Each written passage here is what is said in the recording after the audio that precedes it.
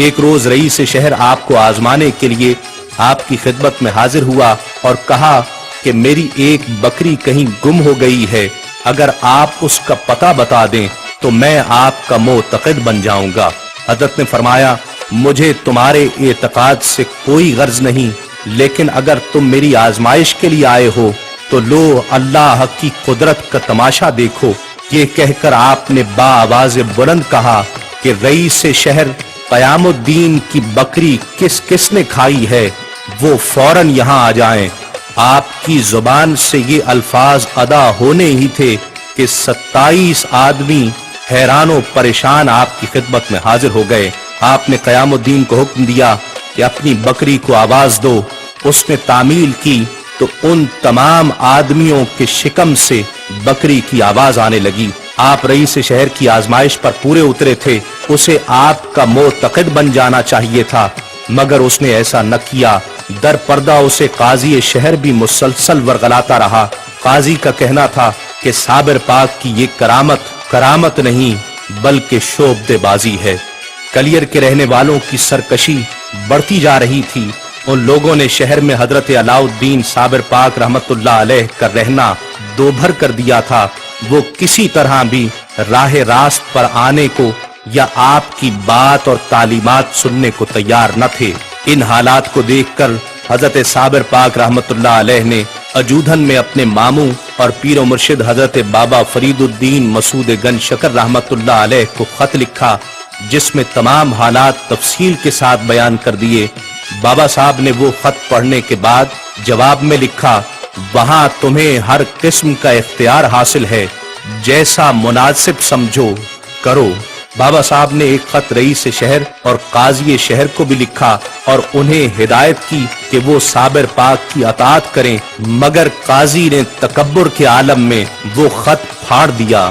اب بات برداشت سے باہر ہو چکی تھی، لہذا صابر پاک کی طبیعت میں بھی جلال آ گیا۔ آپ کلیر والوں کو سیدھے راستے پر لانا چاہتے تھے، مگر وہ مسلسل سرکشی اور نافرمانی کا مظاہرہ کر رہے تھے۔ جمعے کے روز صابر پاک بھی نماز جمعہ ادا کرنے مسجد میں پہنچے اور پہلی صف میں تشریف فرما ہوئے۔ قاضی شہر نے دیکھا تو آپ کو وہاں سے اٹھنے کا حکم دیا۔ دوسرے لوگوں نے بھی آپ کے ساتھ تعاون نہ کیا۔ آپ جہاں بیٹھنے کی کوشش کرتے وہاں سے اٹھا دیے جاتے۔ آخر آپ مایوس ہو کر مسجد سے باہر تشریف لائے۔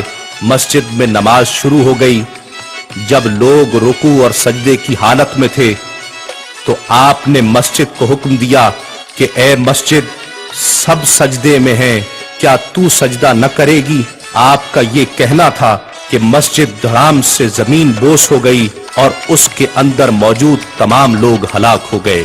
نافرمان اور سرکش لوگ اپنے انجام کو پہنچ چکے تھے، مگر حضرت علاء الدین صابر کلیری رحمت اللہ علیہ کے جلال میں کوئی کمی واقع نہیں ہوئی تھی۔ آپ گولر کے ایک درخت کے نیچے جا کر کھڑے ہو گئے۔ اس وقت آپ کے ہاتھ میں گولر کی شاخ تھی اور آنکھیں آسمان کی طرف تھیں، مگر آپ نے زمین کی طرف دیکھا تو جہاں آپ کی نگاہ پر جلال پڑتی گئی، شعلے بھڑکتے گئے۔ رفتہ رفتہ اس آگ نے پورے شہر کو اپنی لپیٹ میں لے لیا اور پورا شہر جل کر راکھ ہو گیا۔ کلیر کی ویرانی کے بعد حضرت صابر پاک رحمت اللہ علیہ بڑے ذوق و شوق سے ہر بات سے بے نیاز ہو کر ریاضت و مجاہدہ میں مصروف ہو گئے۔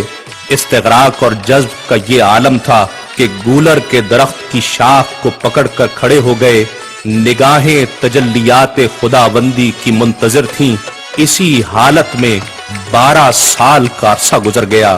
بدن سوکھ گیا، ہاتھوں اور پیروں کے پٹھے اکڑ گئے، ہڈیوں کے جوڑ ساکت ہو گئے، تمام جسم خشک اور بے حرکت ہو گیا۔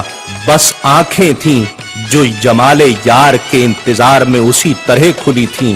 آپ کے جلال کا خوف ایسا تھا کہ کوئی انسان آپ کے قریب آنے کی جرت نہیں رکھتا تھا۔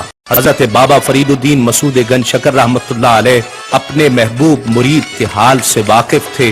آپ نے حضرت شمس الدین پانی پتی رحمت اللہ علیہ سے فرمایا کہ میرا صابر 12 برس سے گولر کی ایک شاخ پکڑے کھڑا ہے، تم ان کی خدمت میں جاؤ اور انہیں بٹھلانے کی کوشش کرو۔ और उन्हें आम जिंदगी के मामूल में लाने की तदबीर करो। अल्लाह तुम्हारा हामी और नासिर होगा। बाबा साहब ने इस दुआ के साथ साथ हजरत शमसुद्दीन को ये तंबीह भी फरमाई कि साबिर के सामने से गुजरने की कोशिश मत करना, बल्कि पुश्त से उनकी खिदमत में हाजिर होना। हजरत शमसुद्दीन हजरत बाबा साहब की दुआओं के साथ कलियर पहुंचे थे। आपने हजरत साबिर पाक के करीब पुश्त की जानिब खड़े होकर कुरान पाक बाआवाज बुलंद पढ़ना शुरू किया। आप खुशलहान कारी थे।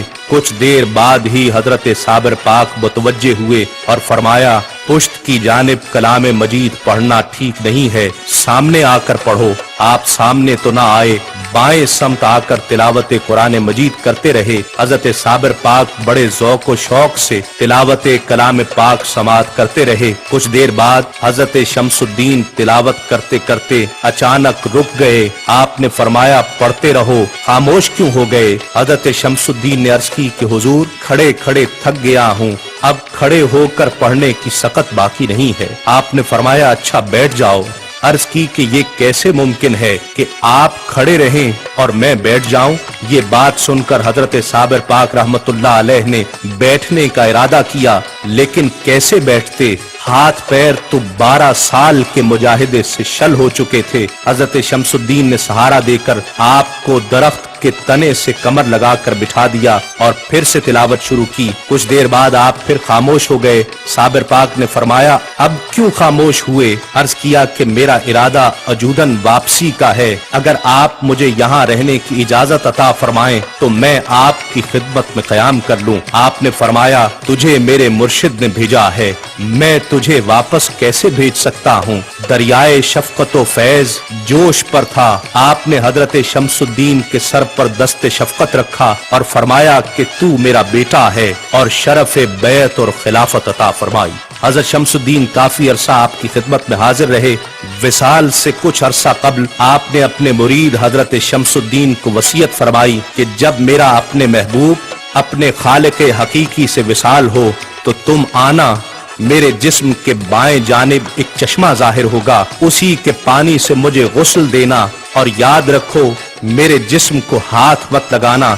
जिस्म के जिस हिस्से के गुस्ल का ख्याल तुम्हारे दिल में आएगा, मेरा जिस्म उसी पहलू की जानिब खम हो जाएगा। तकफीन के बाद घोड़े पर सवार एक शख्स आएगा जो मेरी नमाज जनाजा पढ़ाएगा। 13 रबीउल अव्वल सन 690 हिजरी को अल्लाह का ये महबूब दोस्त अपने खालिक हकीकी से जा मिला। हजरत शमसुद्दीन जसद अक़दस के करीब गए और जैसे हजरत साबिर पाक ने गुस्ल और तकफीन की वसीयत फरमाई थी वैसा ही किया। कुछ ही लम्हात में घोड़े पर सवार एक नकाब पोश आया और घोड़े से उतरकर इमामत के लिए खड़ा हो गया। हजरत शमसुद्दीन ये सोच रहे थे कि इस कदर अजीम हस्ती के जनाजे में मैं अकेला ही शरीक हूँ। ये सोचकर जब दाएं और बाएं सलाम के लिए मुंह फेरा तो हद्दे निगाह तक बेशुमार औलियाए किराम नमाज जनाजा में शरीक थे। कलियर शरीफ तकरीबन 2.5 सदियों तक उजाड़ और वीरान रहा। हजरत साबिर पाक रहमतुल्लाह अलैह का जमाल अभी तक उस शहर पर तारी था। वहां इंसान तो क्या, चरिंदो परिंद भी गुजरते हुए डरते थे। एक तवील अरसा गुजर गया। आखिर अल्लाह के एक नेक बंदे और हजरत साबिर पाक रहमतुल्लाह अलैह के एक मोतक़िद क़ुत्ब आलम हजरत मौलाना अब्दुल कुद्दूस गंगोही रहमतुल्लाह अलैह ने उनके मदफन की तलाश का बेड़ा उठाया। इस काम में उन्हें बेशुमार मसाइल का सामना करना पड़ा, मगर उन्होंने जुस्तजू में कोई कमी न की।